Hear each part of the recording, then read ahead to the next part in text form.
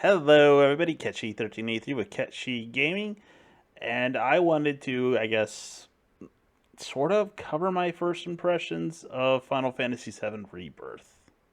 I say impressions. I'm a good way through the game, and I sort of wonder if I should just do a rolling review as I go through the game. I don't know. We'll figure it out. So I ordered the big fancy collector's edition. And in hindsight, I probably should have just stuck with the deluxe edition. I'm semi disappointed with the statue it came with. It wasn't as neat or as cool as Cloud, which came with the remakes collector's edition. And it cost a little bit more, so it seemed to be a bit of a touch of a ripoff to pay for a static statue whose metal pins don't quite fit. And I had to kind of stretch his leg out just a little bit to get that in the fit, and I can't even get the wing in whatsoever. The metal peg is just too big. Anyways, that's besides the point. So this is a game that's obviously highly anticipated by a lot of people, and I'm definitely one of them. I've been waiting for this, especially after Integrate, or even before Integrate, after I finished Final Fantasy Remake before they released Integrate. And I was lucky enough to get it around like 1 o'clock on Wednesday, so I was playing it 10 hours before everyone else was. Wasn't sure if Square would be angry if I streamed it, so I didn't take that chance and waited till 11 o'clock Central Time to start streaming that. So what I didn't know was that the first part of the game was more or less encompassed by a demo that they released, and I was avoiding anything, screenshots and all, in terms of this game. I wanted to go in completely raw. So if you play the demo, you could potentially skip a very good chunk of the first part of the game, where you're in Nibelheim and you play as Cloud, telling a story about what happened to Sephiroth and how he went all crazy and stuff like that and started killing everybody. On top of that, it answered a bit of a question of how they would handle data from Final Fantasy Remake. Were they going to carry some of the data over or some of your progress and weapons? And it turns out not at all. The only thing you get is Leviathan and Ramu. I think that's his name. You get their summoning material, and that's it. I mean, if you play the demo, you get a few pieces of gear as well. And I guess because of the edition I bought, I got a few pieces of DLC equipment that I don't exactly think are worth what I paid for. Uh, I mean, it's digital, so it cost them pennies, and it just wasn't worth it. I mean, I've already replaced a few of them, so I don't know. Just not what I would expect for free equipment. And when I say free, I mean free in game, not so much as actual real life, because that was a pretty penny to pay for accessories that don't do all that much. And I'm being a little risky by showing a little bit of this cutscene, so I'm going to skip it for now, because it might have a major reveal later. So, just like the remake, it takes some creative departures from the PlayStation original back in '97. It's not a one-to-one remake. It's somewhat faithful, but not quite. There's a lot added to this game, just like in the remake. So for anyone hoping for a sort of one-to-one kind of deal with that, you're not going to get it. I mean, you can already see the disruption here. When they're telling the story, you have the whole entire group sitting around and asking questions, at least the group that you start out with initially. So if you're hoping for a one-to-one, sorry, it's not going to happen. With that out of the way, let's skip to the introduction of Nibelheim itself. So it's not the tiny little town that it was in the PlayStation version where it's just a few houses. There's a lot more going on this time around, which is to be expected due to the nature of having a much more powerful hardware to render the game on. So I don't want to go through a point by point kind of plot for the demo. I'm pretty sure there's plenty of people who did. So let's just get to the meat and potatoes of it. The game is gorgeous, that's for sure. There's a lot of detail everywhere. And just like in the remake, they expand upon Nibelheim, allowing you to explore more, and they have more characters that weren't in the original PlayStation version of the game. And you get to go around and meet people you never did before, like Cloud's mom here. So you got that going for you. Just more of what the remake did, expanding upon the lore and the areas that you get to go to. Kind of expected, actually. There is one point of contention I have with this game, and you have an alleyway just filled with cats, and I can't pet the cats. That's just a game design sin right there, Square Enix. Come on, let me pet the cat. If Ubisoft can pull it off, so can you, Square Enix. One of the things I was anticipating on finding out was how they're going to handle the open world aspects to the original Final Fantasy on the remake, or in this case, Rebirth's case. So after the whole entire, what is essentially the demo and Cloud retelling what happened in Nibelheim, Shinra shows up and you leave Calm, the town that you start out in. And it answers a question of how Square Enix handled the open world aspect of JRPGs, particularly the PlayStation version of this game. Although the scenery is an open, vast field, it is a semi open world, kind of contained to borders made by mountains and rivers, as well as oceans. Very similar to what they did with Final Fantasy XII and beyond that point. But this particular area is a very stark contrast to the remake as well as other areas. It's very green, like I said. There's trees, there's living things here, and there's a bit of an environmental message here. It's not ham fisted, but it's also kind of ruined a little bit, as at one point I kill a very rare creature for its claw. It might be okay because it's technically what they call a fiend, but it still felt kind of hypocritical in some sense, considering it's very alluded to that the consumption of Mako is what's causing all the green to die on the planet.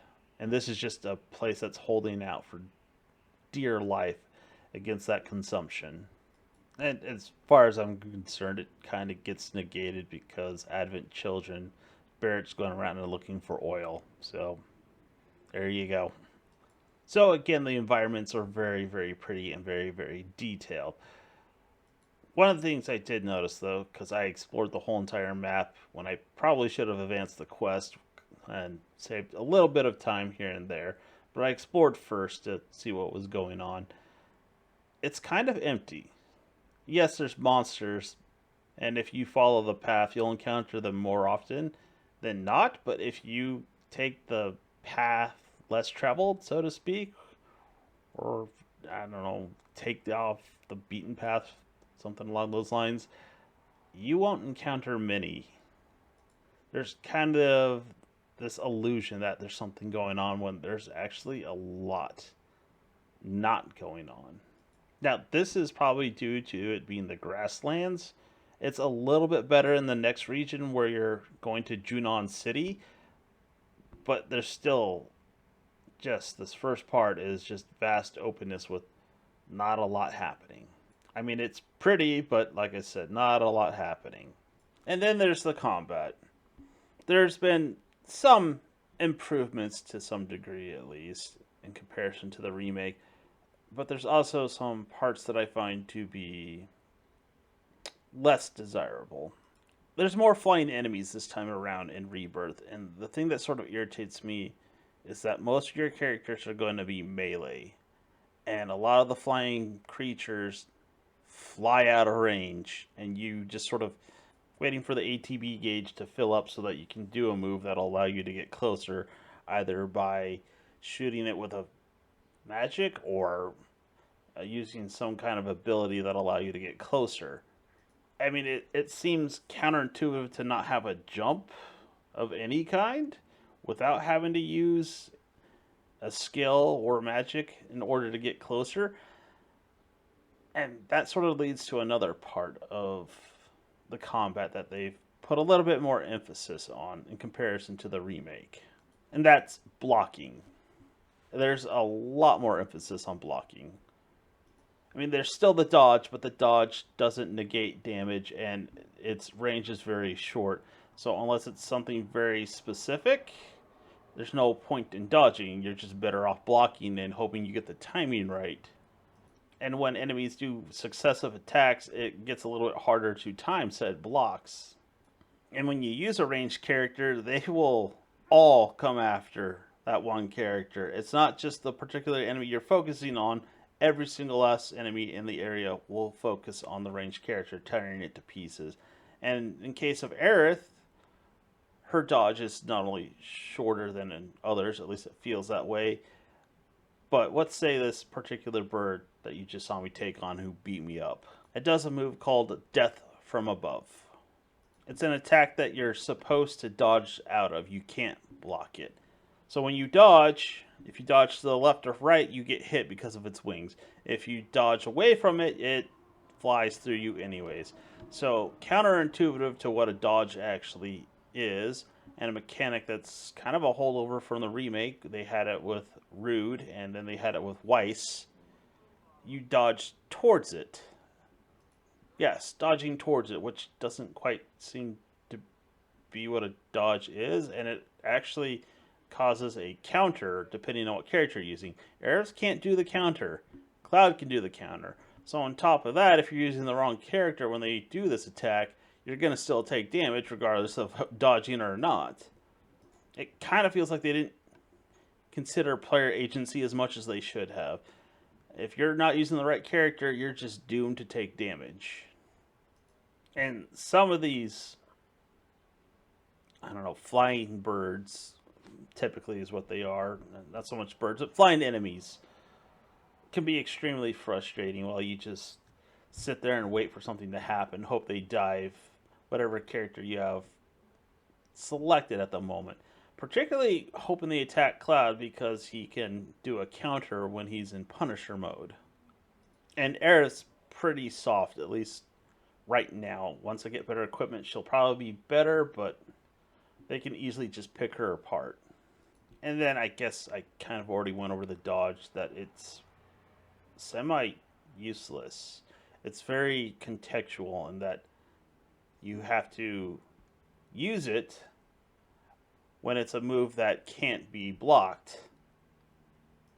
And sometimes, like I said, you have to do something counterintuitive like dodging towards the enemy. And they didn't exactly explain it very well or put an emphasis on blocking over dodging. And it's not just holding the block, it's timing the block so that you can stop the attack, causing the enemy to be under pressure and then increasing its bar to you can stagger it. And it didn't feel like they put enough communication into the game that, yeah, this is kind of the way they want you to start playing the game from now on. But yeah, the dodge it's pretty useless actually. It can't even dodge basic attacks. The enemy will just change direction instantly and close the gap as well without a care in the world that you dodged. I don't know why they would make that decision. I just find it kind of a bit on the garbage side that they would add a dodge that only works in very specific situations. Now, for range attacks, it works a little bit better, but melee attacks is just useless. And just like previous Final Fantasy games, they have a bunch of mini games, and they added a card game called Queen's Blood. So it seems pretty simple at first. You lay down cards, and then you sort of build up the area around you, and you total up the value of the cards as you lay them down. The person with the most, I don't know, high value in each of the rows there wins. So if I have 4 on that row and they only have 2, I win and I get 4 points. Whoever has the most points at the end of the tally wins the whole entire game. This also frustrates me because sometimes the cards that I have don't follow the pattern that's on the card. I have one that's supposed to highlight 3 different areas, both of them up and above, or above and below, and then 2 in front of it, and then it does none of that when I place it on the board, which doesn't make any sense. and there's no rules or special things about that card. It just doesn't seem to work. There might have been a patch for that, but I've been avoiding downloading any patches based on the possibility that someday the servers might not work, but you still have a working system, thus you'll be able to play the game, but you just won't be able to patch it. But other times it feels like the AI cheats, that it pulls out the card it needs exactly at that point in time in order for it to pull out a win and just stomp you in the ground. Even when you're winning before it, it just suddenly pulls fantastic moves out of nowhere. Some of it was a learning curve on my part. Some of it I am definitely sure that there's some shenanigans going on with the AI. Then there's the Fort Condor minigame, kind of making a return from the Integrate DLC with Yuffie, as well as paying an homage to the original PlayStation game with their polygonal figures, although in far more detail than even the PlayStation can handle. It was kind of neat, but this, again, kind of tested my patience a little bit. And this is mainly due to more or less a lack of player agency again. So, regardless of where I place units, the AI just takes control from there. And I can definitely say on multiple occasions, units that I intentionally tried to get to go to one particular path went from one side of the map to the other. Regardless of that, I put them on that far side anyways, so they would go up that path.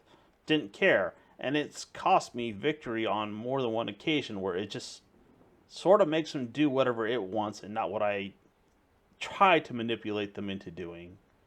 And then other times, it feels like the AI gets to attack more often with a lot more damage. And my AI is kind of just brain dead and sits there and just takes it. I mean, the only thing that's sort of a saving grace for that is that it never changes the pattern or the order that it puts out troops versus what it did in Integrate, where it sort of reacted to any tactics that you were trying to pull off. But it also puts you in some really unfair situations, particularly the last battle where you face off against a character called the Captain. I mean, the guy's doing AoE attacks, and he will devastate your armor, and it makes it super difficult. And again, because you have no player agency, the units kept stacking up, and they would just absolutely get devastated by this boss that you have to take down because they would just stand so close, and then he would send an attack that goes through all of them, and they would just devastate everything. It was infuriating, actually, in this case. And it unlocks a hard mode after this, which I might have to wait and see if somebody puts out a player guide with an order for that. I might attempt it by myself. I don't know. And I'm kind of wondering, because you have to play it again on hard mode to get all the achievements, if this will be harder. And like it was for Integrate when they did Fort Condor. And I also might want to mention this is how they're handling the Fort Condor scenario that they had in the original Final Fantasy. They replaced it with a game instead of actually defending from Shinra troops. And then there's Chadley.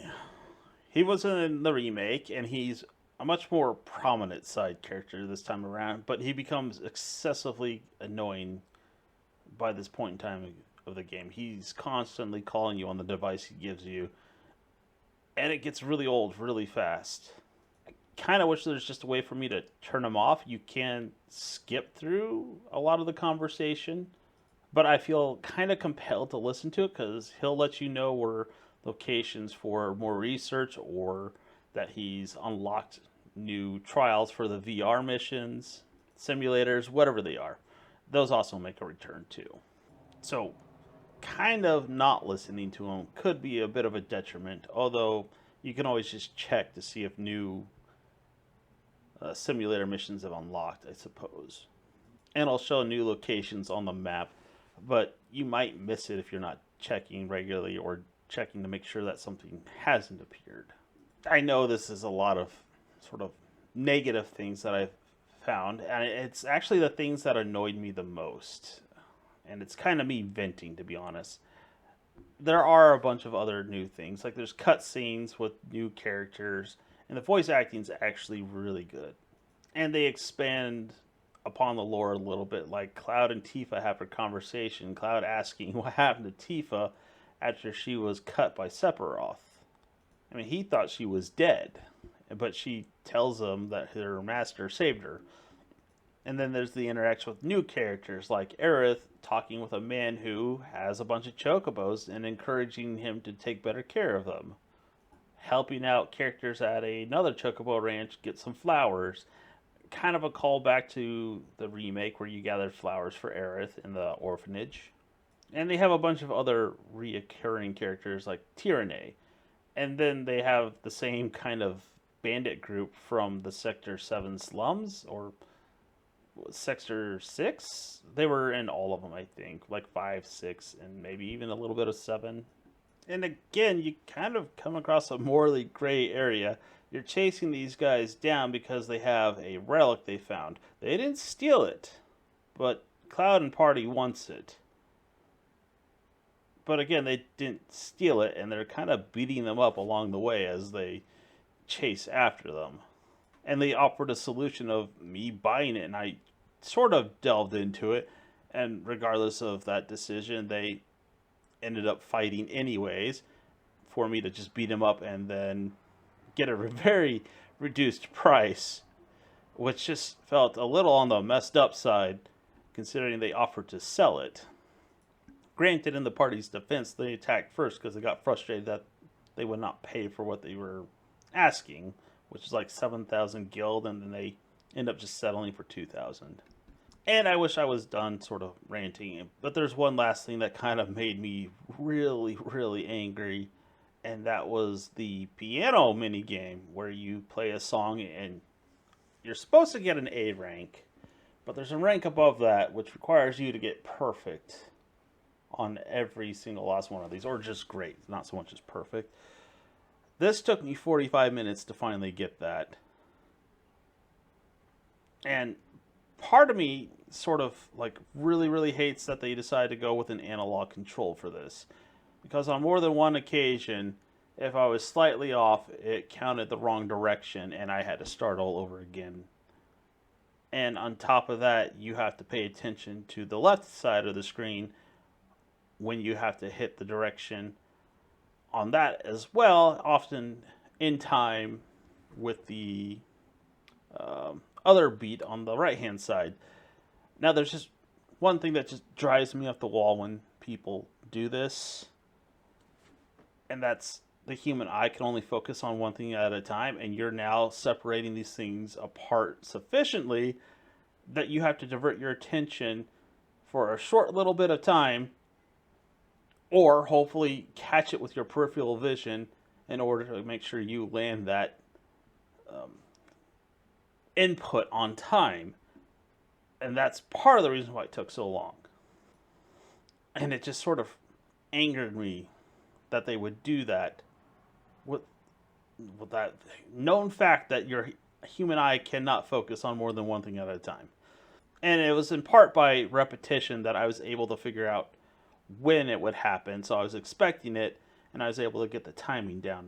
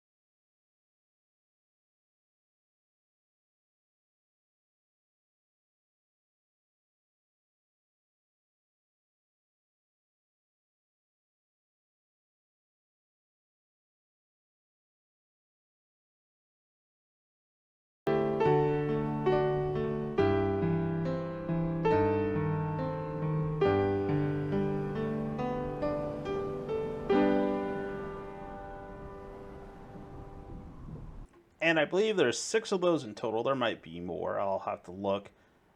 But I'm not done there. As you go through the map, you scan these crystal things. They're supposed to be crystallized life energy. They're literally the exact same thing, even in different regions, where you just hit the triangle button at the exact same time. There's no difference. They didn't even try and make anything different with these, other than finding them. It gets into a bit of a dull, repetitive gameplay at that point. At least in case of scanning these crystallized life fountains. I mean, overall, I am enjoying myself, but I feel like I could be enjoying myself a little bit more if some things were just tweaked slightly different, like making the dodge a bit more functional than just situational, where you can dodge range attacks, but if they go in for melee, it's just not going to work. And then trying to guess what direction you need to dodge, such as right there, where you dodge towards the enemy, which is kind of counterintuitive. Add a jump button if you're going to do an action RPG, instead of just letting me swing my sword around waiting for the ATB gauge to fill up so that I can use a move that gets me up into the air or brings them down. Help me be a little bit more proactive and less reactive, because I think they have a little bit too much on the blocking side going on, at least at this point. I don't know, there might be different enemies I might be having a different opinion on in that regards. Overall, it's, so far, like I said, it's fun. Visually, it's pretty stunning. Voice acting's excellent. Sound is pretty good as well. And I guess, sort of on a light note, one of the other things I wanted to explore was how they were going to handle Red 13. And in that regards, they don't disappoint. He's very anthropomorphic in nature, as you can see him riding a chocobo, like a person. And I'm still trying to figure out if he's supposed to be a dog or a cat. His anatomy, as far as I can tell, looks more cat-like than dog-like. His tail is a little bit more whippy compared to that of a dog's. More fluid, like a cat. His front paws, he has kind of a dew claw that's like that of a cat and not so much that of a dog. Now, dog's claws are always out, but so are cheetah claws. So I don't know. And they sort of keep treating him kind of like a dog at times. So I don't really know. I was kind of hoping they would answer that question. I know there's a video saying that he's a dog, based off of interactions from the Final Fantasy PlayStation version, including him howling at the moon, but lions also howl at the moon. So I really don't know. I'm hoping they answer this question. Maybe he's neither. Maybe he's sort of like this weird dog-cat hybrid. Anyways, I would not recommend the collector's edition if you could potentially get that. That statue's not worth what they're asking. I would just go with the deluxe edition if I were you, at the most. I would definitely play this game if I were you. It's pretty fun. I mean, I suppose you could always wait. It'll eventually be on sale at some point, and maybe if they put it on PC and do a better job than what they did with Rebirth, or not Rebirth, the remake, you can always get on discount there. I'm still waiting for a deeper discount than 50% on that, to be honest. Lowest I've seen is $30, but it would be the third time I buy the game, and it's still plagued with issues on the PC version, so yeah, you're going to have to do better than that. Anyways, go ahead, give this game a try. It's pretty fun for the most part. Some nitpicks here and there on my part. I have some rather strong opinions on what game design should and shouldn't be, and that's part of the reason why I'm sort of semi-frustrated with some of the aspects of this game. If you made it this far, thanks for watching. Have a good one.